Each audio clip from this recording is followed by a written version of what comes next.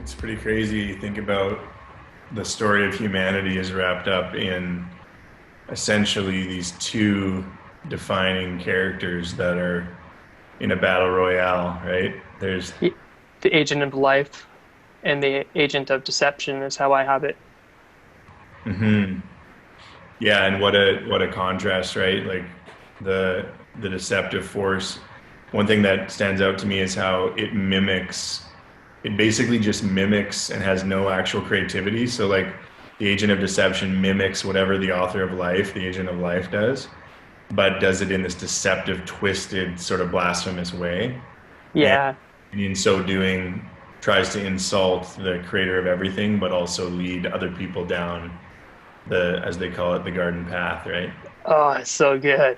Yeah, and the idea that human beings can take on snake-like embodiments.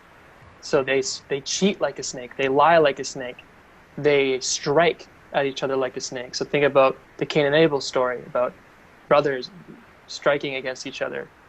Hmm. Another one that I found was interesting. It might be a reach, but if you go to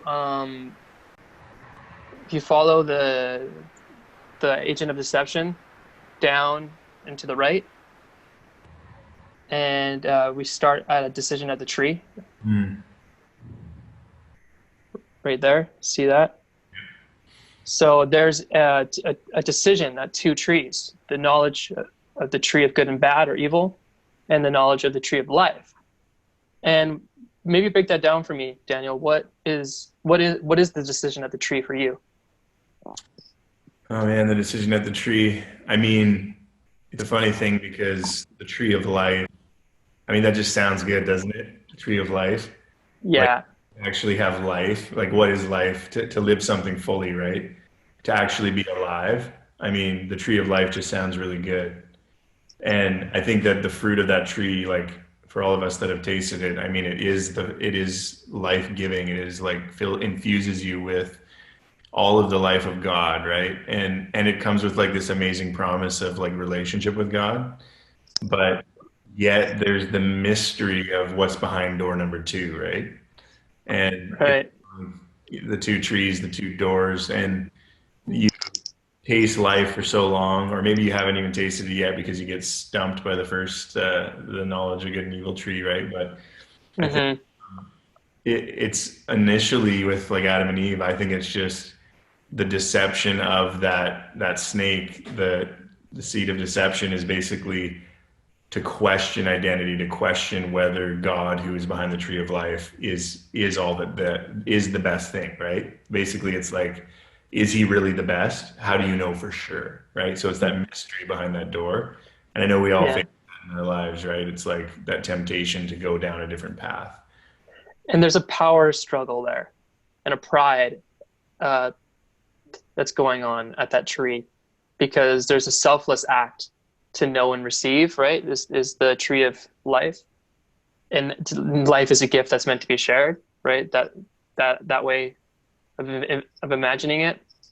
And the other one's of a hoarding mentality where there's not enough blessing, there's not enough love to go around. So you hold on to it and you try and take it. So you see and you take. So this whole diagram I've created is to create comparisons and hyperlinks between certain stories. Because right away, the next story that comes along is a decision at an altar with the Cain and Abel story.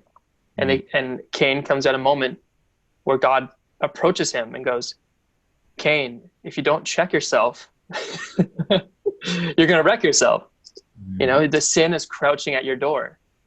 Will you know and receive my love? Or will you know and receive your brother's acceptance that he has favor over you?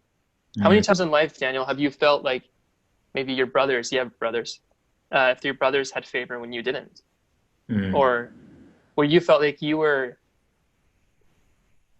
you deserved the glory and how hard it was to accept and applaud someone else's success. Mm. Yeah, isn't it something? Because yeah, the tree of life basically continually asks us to lay our own shortcomings, our own failures down, right? In Hmm.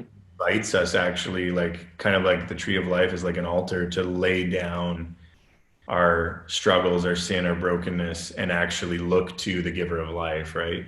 But Hmm. reject that offering, like that's a free offer, right? And when we reject that offer, we kind of become like that toddler that just snaps out for a split second. And it's that screaming tantrum in the grocery store where all the other parents are like, what is going on with this kid? Like He's a it's little snake. it's just the snake comes out, right? And it just bites. Yeah. It's almost like that Cain and Abel story. I like how you say like that the personification or whatever of the striking, right? Like that's just a split second. That's an Yeah. outburst of anger with a rock to the head of his brother, and the history of the world has changed, right? It's amazing how you could actually be underneath the shade of the tree of life for a long, long time, and then that's the thing with us as humanity that has this DNA of sin in our life, right? And all of a sudden, boom, the snake comes out. And Yeah. And it comes out as so many different characters in different times in the story. Even spoiler alert, Abraham, the chosen blessing, like the chosen humanity to restart the whole human project. Things, if anyone who's listening doesn't know the story very well, things get pretty bad on planet Earth. If you don't need to be a Bible reader to look outside your window and go, things get pretty bad out here. But there's moments in the story where Sarai and Adam conspire against each other and plot against their Egyptian slave, right? They take advantage of vulnerable people for to seize their own autonomy. They want to create life on their own terms. And that's another design pattern we'll talk about, is how we don't give praise to God for the life-giving force that animates us. We seize autonomy. And I think a beautiful way to look at it is actually conceiving life, literally. So let's move forward. and So here you said we're in Adam, but I know you meant Abram. Abram, Abram before he was Abraham. Yes. And interestingly, though, that same story plays out with Adam and Eve. It plays out with basically all of the heroes of the Bible stories. It keeps playing out over and over. And like Oh, it manifests with that snake in different ways, shapes, and forms. Like look at the story of Joseph with his brothers, right? He yeah. he was basically bringing an offering to the tree of life, saying like, wow, the creator of life gave me dreams, gave me visions, gave me a future. And all of a sudden his own brothers come around him and they sell him into slavery. Like Well, here, let's not go too fast then. What is that desired object in that story? Where is the seed of deception? Can you find it? I have yet to discover it for myself. in which It, story? in the Joseph story. Because in the Adam and Eve story, the desired object is this tree slash fruit slash, you think it's about wisdom, right? That Adam and Eve are reaching for wisdom and to be like God. But really the snake is twisting and distorting things, where the snake only just wants to divorce humanity from its love relationship or divine status. Mm-hmm. Like there's no win on the human side of it. No, it's like a lose-lose on the human side. And I think in the Joseph story, the desired object is basically the gift of God, which is an interesting thought to think. Sometimes we perceive that other people have grace or favor on their life, Mm, and we actually despise them for the gift of God in their life. And mm-hmm. I think that's what happened with Joseph because he was a young brother, right? And in the entire history of the world, inheritance was based on the top dog, the oldest alpha kid, male, getting the inheritance. And Yeah. Joseph's dreams and his story represents that God is willing to choose, basically to pour favor on who he chooses, right? And so he chooses to pour out all this favor on Joseph. Interesting segue is that part of the whole story of his rise to the promise that was in the dream, if anyone knows that story, where basically he dreams that his brothers and his father bow down to him, and that he's in this position of great authority, right? But part of the mystery of that unfolding is that he had to be sold into slavery. He had to be put into that position in a prison in Egypt so that he could rise and actually achieve what God's favor was. So Mhm. even in the midst of the deception, God wins, right? That's the amazing thing, is that even though the devil would be like, okay, so the snake has deceived and has kind of taken him to a place where it looks like failure, where he's in a pit and he's going to die in the bottom of a deserted well or whatever, right? And then the slave traders come and his one brother pulls him out and sells him to the slave traders and he gets into Egypt.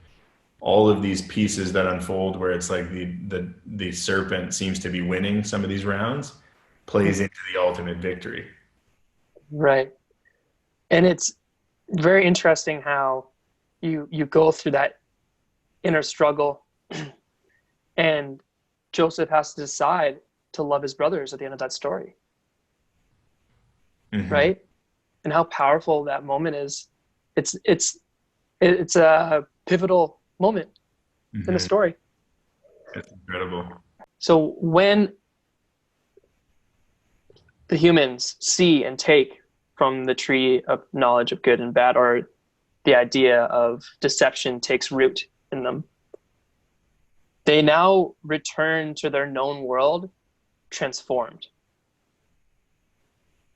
And no, another spoiler alert, naked, vulnerable to this place they once knew, now that they've returned with this knowledge. So here they are back in the garden, and there's a moment of confrontation, and it's described as the cool of the evening. God usually comes and spends time with Adam and shows him the beautiful things of life. And but this time there's a problem. God asks, "Where are you?" And it doesn't really make much sense until you realize that every single time, or often, God meets humanity where they're at and asks them the question, "Where are you?" To Cain, where's your brother? Hmm. You know, and I don't know what that means yet. But what does that mean to you, Daniel? I've yet to unpack that for myself. I've just drawn the comparison. Yeah, I think that's really insightful. Isn't that a question for each of us right now? Where are we? Yeah. Where are we at with identity? Where are we at with repentance for anything that we have done wrong, right? Where are we at with following the promises and the words of God? Like, where are we at with reading God's word? You know what I mean? Like, it applies to everything. Like, where are we at with our families? Where are we at with our life, our work? Like, that's almost the ultimate question, right? It's like, hey, where are you at? It's like it totally applies to the human condition. Like, are you at, maybe it boils down to him essentially referring to us, are you at the tree of life, or are you at the tree of knowledge of good and evil? Right. And those two ideas is, are you willing to humble yourself and be vulnerable and for other and open up, and all those beautiful things love is. Are you willing to do that? Are you going to allow love to be a vessel through your life? Hmm. Or are you going to try and control things and plot against that ever being a reality? So we have two choices right now. We can continue. We're in Cain's fall, actually, right now. Interesting. Well, that's all right. It's all the same. But let's talk about. I'd like to actually put a pause on this, and I think we should go over to Adam. Okay. Daniel, if you could scroll over there. Adam, let's go to the summary here. So we have a word study that we should probably touch base on before we continue, and just maybe go up a little bit so we can read the top of it. Okay. Nope, a little far. Yeah, so the idea of humanity being divine imagers. You literally embody royalty, or you embody this idea of what imaging God looks like. And as someone put it to me this way, they said, we all image God. We're all human beings made in God's image, but some image God worse than others. Or some people are better at imaging God than others. I always Mm, thought that was interesting. It's always something you strive for. You're either moving towards it or you're moving away from it. mm, absolutely. What does that look like to you, the divine imager um, motif? For me, the thing it always comes back to is I try to ask, what is the image of God? Like, what ways do humanity most resemble Him? Because it says in the Bible that God is spirit, and so I think the point behind that is He's divine and eternal, and He's unique in form or characteristic to humanity visually, although He can take form that resembles humanity.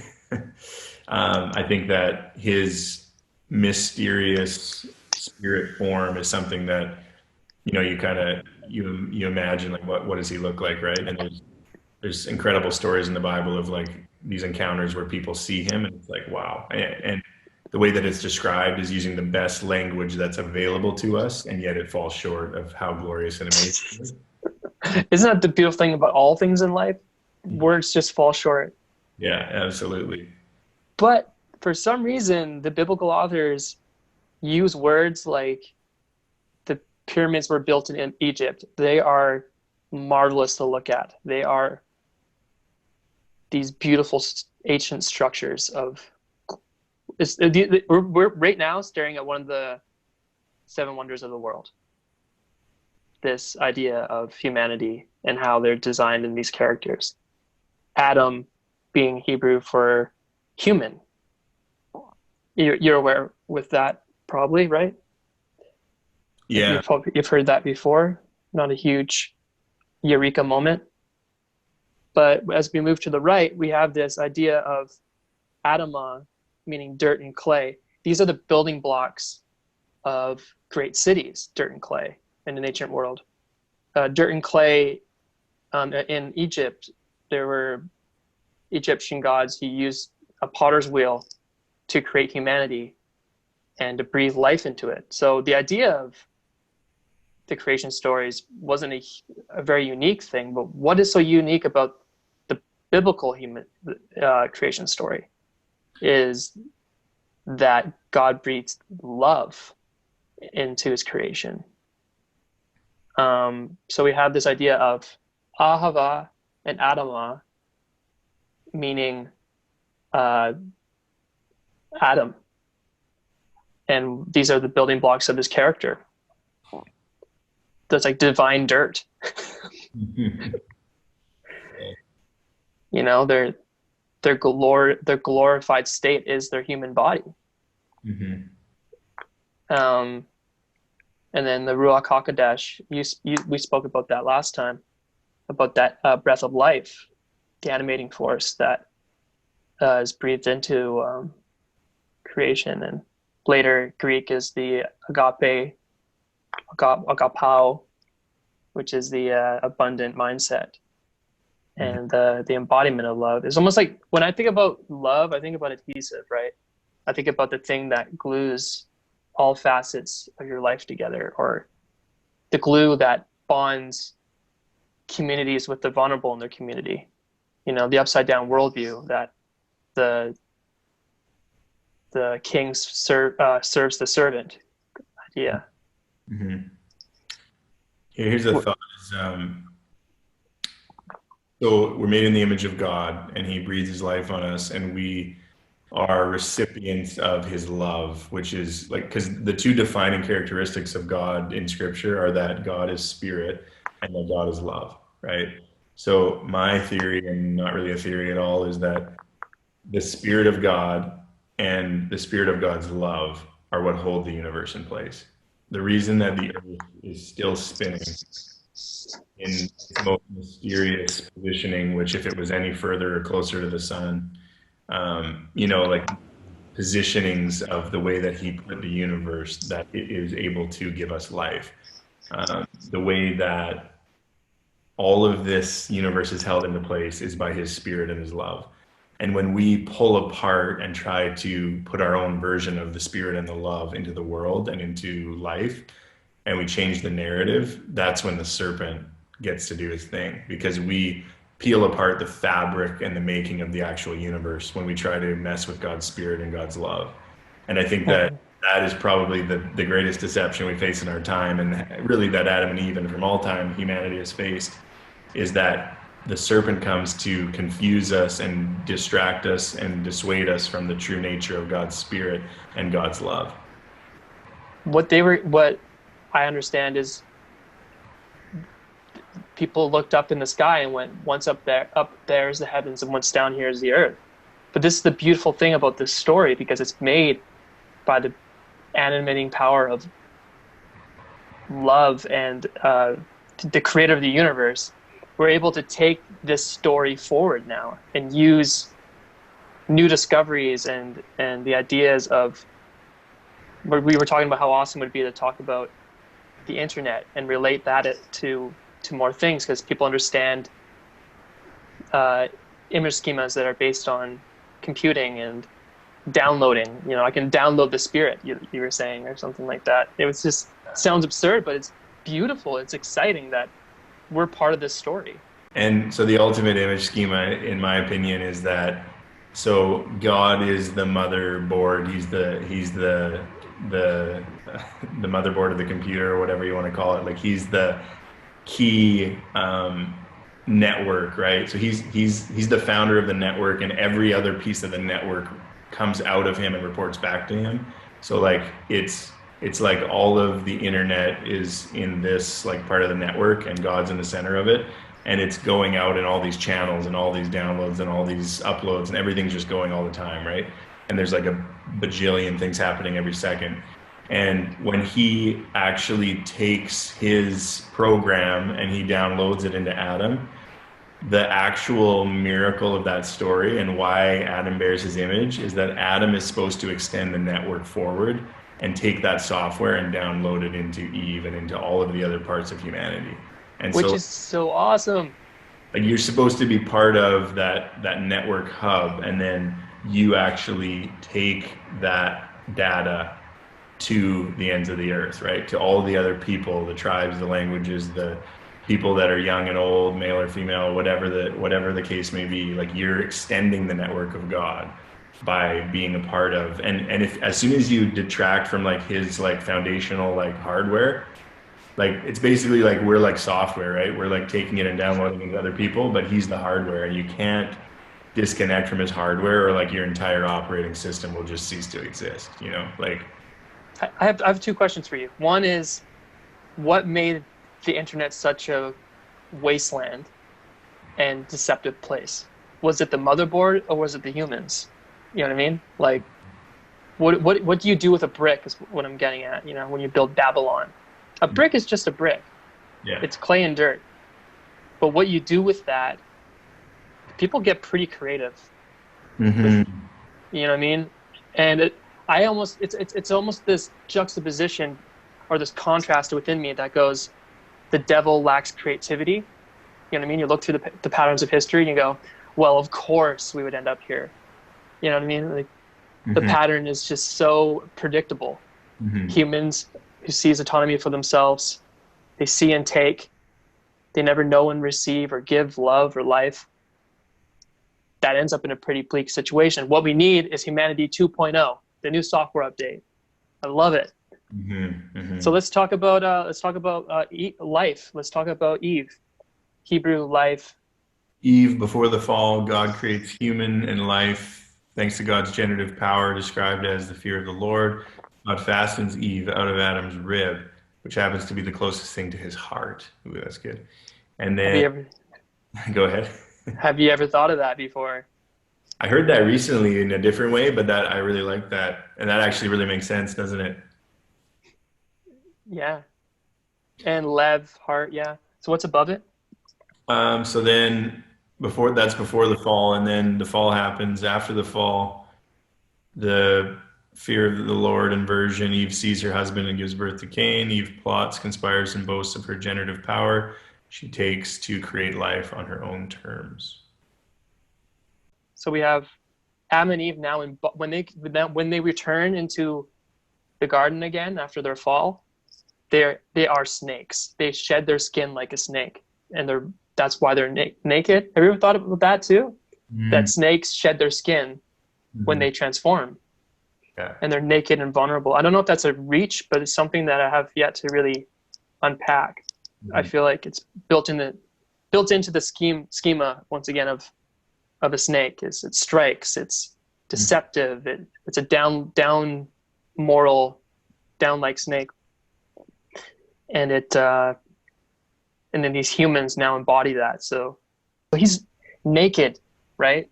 And that's always been something that was weird to me growing up. Why is Adam and Eve naked, and why are they hiding? All this idea. But I feel like it's beautiful when you see that Yahweh provides protection. So they clothe themselves in the seed of their choices. They clothe themselves literally in the tree of good and bad. They use the fig leaves of they're hiding in their sin. Mhm. And then Yahweh comes along, provides them some sort of heavenly substitute. It's not the way humanity was, but God's there to provide skins of animal skins for Adam. And the deeper power to that story, right, is so they covered themselves with their own sin and they were hiding in it and they were like literally hiding in the garden and maybe behind bushes and trees or something. And they pulled some of the leaves off of the tree to cover themselves, the tree of knowledge of good and evil. But basically what he does is he then goes to the tree of life and creates the picture of animal sacrifice leading pointing to his son Jesus. Right. Yeah. Okay. Yeah. Oh man, you're good, Daniel. Oh, because you have to look at the idea of the dynamic role of the tree. The tree of life later becomes. I actually have it above the snake of the garden at the beginning. You have. Can you scroll over there, please? Boom. Mm. So you have a purifying fire. You have a tent of meeting. You have a raw building material of dirt and clay where you make humans and towers. Yeah, everything is usually on a high place, a cosmic high place, cosmic mountain. You had a cosmic tree, raw building materials from that tree, the cedars of Lebanon, and you have this abundance of shelter and life idea coming from this tree. Mhm. And these are little like hyperlinks to later in the story how heaven and earth meet, and you find these holy hotspots by this purifying fire. You Mhm. know, So he's willing to take what was meant for really for a place. It's kind of like to me, I like the picture of like an altar where if you come to the tree of life and you trust the process that God has promised you, it's going to bear fruit every month. It's going to have shade. It's going to give you the nourishment you need, right? It's going to be a shelter. It's going to be a place where you can like build your tree fort and camp out. Like it's going to have all the elements that actually need to survive and to thrive. But the serpent's deception is that there's always a shortcut, right?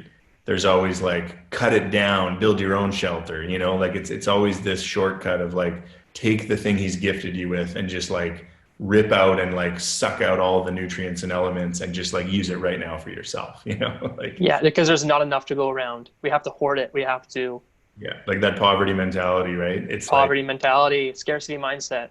scarcity, always me first, right?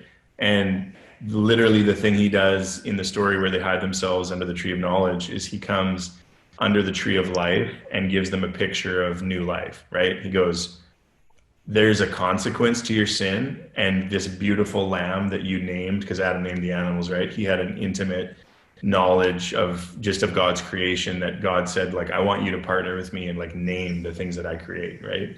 And that's an amazing picture of creativity. This might be a little bit of a stretch, but it says, Abracadabra, with my words I create.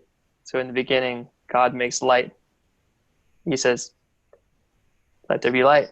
Abracadabra. And there was light.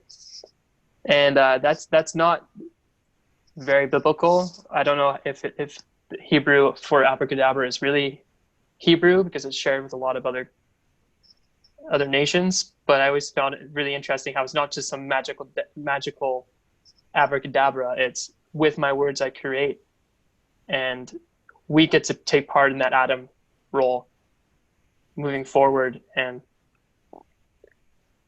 we're now stewards of creation, right? When we have this worldview. And how do you feel about that? I think it's such a wake up call, right? If imagine it like take it to the furthest extreme and say that everything that you create with your words will actually be, right? If imagine that that's true, like let's not even get into the battle of whether that's true in its entirety every single time, but without a doubt, some of the things that we say become a reality, right? So what if everything that you thought, believed, and said became a reality? There's an incredible scene in The Voyage of the Dawn Treader, the C.S. Lewis book, and also a movie, Yeah, I have where, to watch that. Yeah. where he basically says, be careful what you think because whatever you imagine is going to happen to our ship. And the very fact that that's said, it makes him start to think of this crazy sea monster, right? He's like, oh no. He's like, oh no, I can't stop my thought process. Here it comes, right? And Yeah. then there's that moment of calm, like I think we got through it, and then boom, the serpent, right? It just comes out of the water and it attacks the boat. And like, just imagine that what we actually speak, like the Bible says our mouth is a sword, right? So imagine that like you've got this sword just like swashbuckling around, right? And what you say is either life or death, right? It's Yeah. all to think about the things that we say and believe. And speak love, selfless, self-giving love, and live in abundance. That is so beautiful because add a zero to love, the power of love. You think that big serpent jumping out, that big monster jumping out of the water is anything, that's chaos water that God calmed since the beginning, Mm. With, uh, with the word, yeah. with a word, Yeah. good, dry land. It's just so beautiful. Thanks for having this conversation with me, Daniel. Yeah, thanks, Ted. I spent a lot of time last night putting together this little presentation, and I thought I couldn't go to sleep until I finished. So it was a journey. I love it. I'm gonna take a look at all the other parts to it because it's got a lot in it. It's powerful. Yeah, totally. All right, my friends, and I guess this will be in the show notes as well. Daniel, your Unreal Studios, your company is also going to be in the show notes as well. If you want to watch Daniel's documentary Dream, and go out there and dream and speak life and love. All right, cheers to it. Thank you. Talk about the future.